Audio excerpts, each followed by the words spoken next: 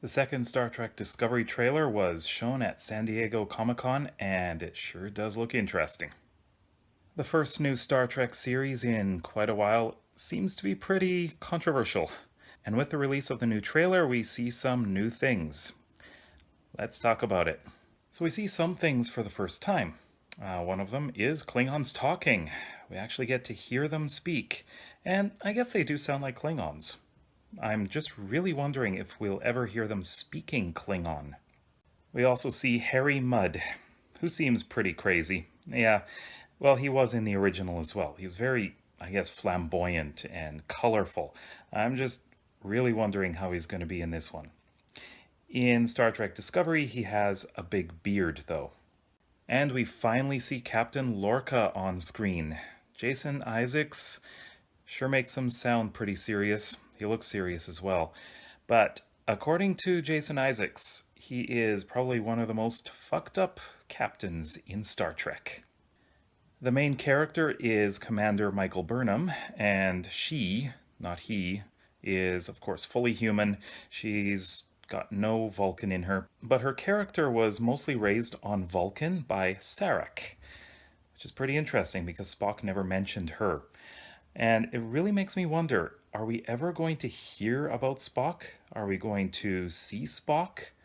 Well, Spock is on the Enterprise at the time of this series with Captain Pike. And I also wonder if we'll ever see Kirk, who is on the Farragut.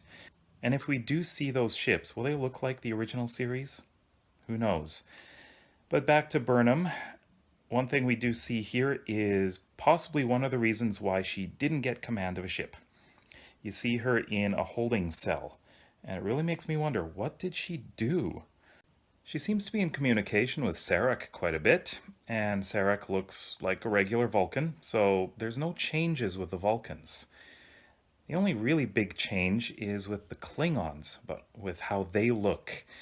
But from what I read, Brian Fuller wanted kind of a revamp because in many of the series they keep changing in appearance. But this is only one of the houses, and it suggested that each house has their own kind of style. So maybe these ones shave their heads. Who knows? Maybe they're just naturally bald. I don't know. And maybe we'll see the regular Klingons that we know, but I have no clue. I'd like to, but I won't hold my hopes up for that. It was also recently announced that there are writers who are working on Star Trek Discovery and making sure that it is consistent with the regular timeline. They want to make sure that there are no continuity errors. And, well, we already see a few things that are a little different than the other series, right?